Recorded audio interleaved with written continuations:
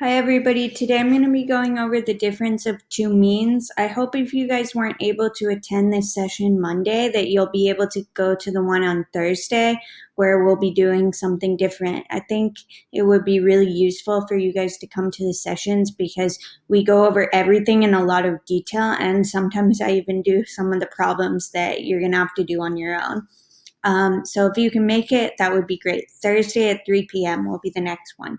Today we're going to be going over the difference of two means, which is a new formula again. So here's an example. A 30-month study compares the average number of accidents in an assembly plant. Department A averages 12.3 accidents per month with a standard deviation of 3.5. Department B averages 11 accidents per month with a standard deviation of 3.4. Okay, so if you guys notice, I put the values of all the variables right here. So I made Department A my first sample and Department B my second sample. Okay, so what we're doing here is you just find the X bar, which is the mean, and the standard deviation, which in this case is S. Because the standard deviation is referring to the sample, we know that in this case it's S. It is possible that you're going to be given sigma instead of S. And if you are, then you would just replace all of your S's with sigmas because they both represent the same thing, standard deviation. It's just one is the standard deviation of the whole population and one is of the sample. In this case, I was given S because it's basically in the same sentence as X bar. So, and also it's not saying assume, it's not saying is known, anything like that. So I know it's S. If you were instead given sigma, then instead of using T star, like you guys see that I used here, you would simply use Z star instead, because everyone should know at this point, if you have S, you use T star, and if you have sigma, you're going to be using Z star. Okay, so anyway, I found these values. A couple people have asked me if the ends are always the same. The answer to that is no. In this problem, it's talking about a 30-month study. So if you guys see right over here, I actually put January, February. That's not really relevant to the problem. The point that I was trying to get at is what these people did was they went into the company and they looked at how many accidents did they have in January. Let's say it was 12. Then they looked at how many accidents did they have in February. Let's say it's 10. And they looked and looked and looked for 30 months. So that's why 30 is the sample size. And that's why it's the same for both. Because for both departments, they did a 30-month study, which means that basically your sample size is going to be 30 for each one because they checked for 30 months for both of them. What you're going to do next is calculate the standard deviation. This is the new formula that you have. Again, the S's could be replaced by sigma if that's what you're given in the problem. A couple of people have asked if you need a common denominator. I suggest putting everything into the calculator all at once. So if you guys notice right here, I just plugged in the variables, and then you just want to put the whole thing directly in your calculator, no parentheses. So you can test whether or not you're doing it right by checking if you get 0.8909 from this, because that's what I got. Okay? After that, you have to do a second step, which they look a little out of order here, but the next step is right here. So the next step is to do the degrees of freedom.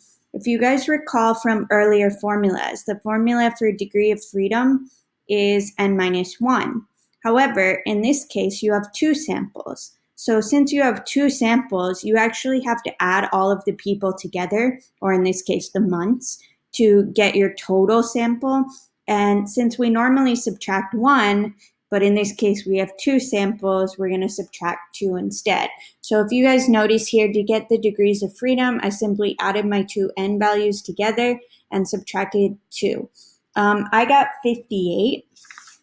Unfortunately, on this chart, there is no 58, so you're going to have to round to the nearest number. So over here is where I get the degrees of freedom. So the closest one to 58 would be 60. Cross that with your confidence level, which in this case is 95%, and that's where I got the 2.000 from. So I simplified. Now we're going to step 3 once you get T star. Okay, let me make one note here. If in the problem you were doing, it was sigma instead, then you wouldn't need any degrees of freedom. Because remember that degrees of freedom are only for T star. Degrees of freedom are not for Z star. So if you were doing a Z star problem, you would simply use the value that's down here in the infinity row, which you guys should know by now. So use the problem in the infinity row, and I would have had 1.96 instead. Okay, so now that we're doing that, I plug everything into this formula, which is the new formula. Again, it could be a Z star instead of T star, but in this case, it is T star. So I plugged in my X bar 1, my X bar 2, and then I just simplified the 2.000 to be 2 and plugged in what I got for the standard deviation over here. Okay, then I simplified everything and I got this. Just subtract those, multiply those, and you get that. Okay, if you guys notice, I got one negative answer and one positive answer, which means that 0 is within my interval. Okay, so the next thing is that you need to write the sentence. I should have put that as number 4. Let me go ahead and add that really fast. So for the sentence, oops, I'm on the eraser.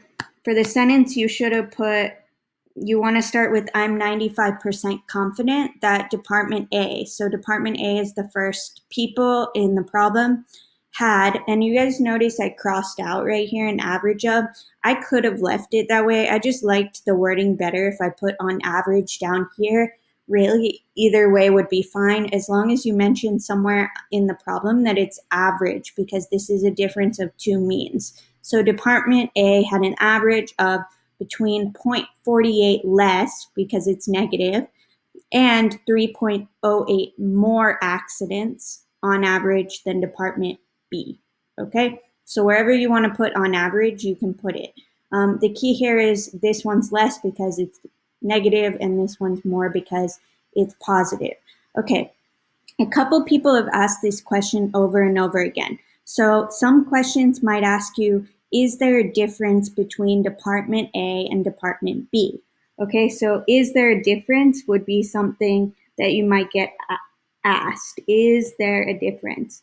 So the most important part for this is that you're determining whether or not 0 falls within your interval. The reason you're determining that is because you have an interval, right? And if you get, that means that you could get any number between, let me round these, so, oops, let me hide that. So if you guys notice, the lower end is about negative 0.5, and the higher end is about 3, right? So I could have an answer that's anywhere between those, okay? Now, what would it mean if my answer was actually 0?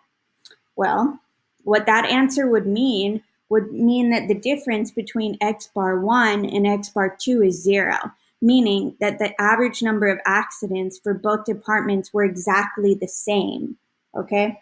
So basically, what you're trying to determine is, you're trying to determine if definitively you can say that one is higher or lower than the other. So in this case, I could get a negative answer, right? If I get anything in between, let me do this. If I get anything in this range, then the answer is negative, right?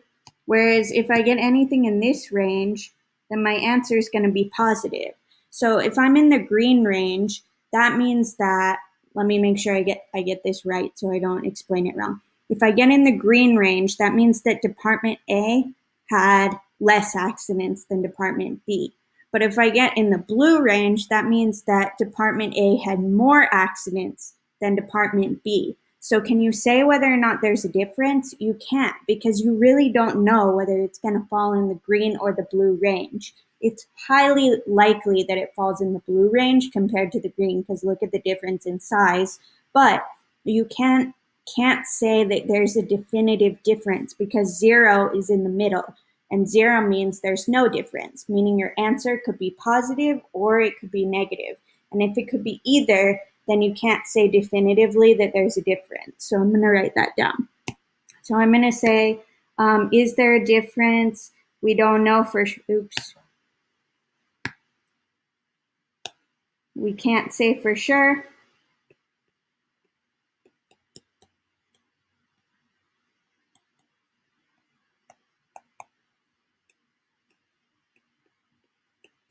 Because 0 falls within the interval.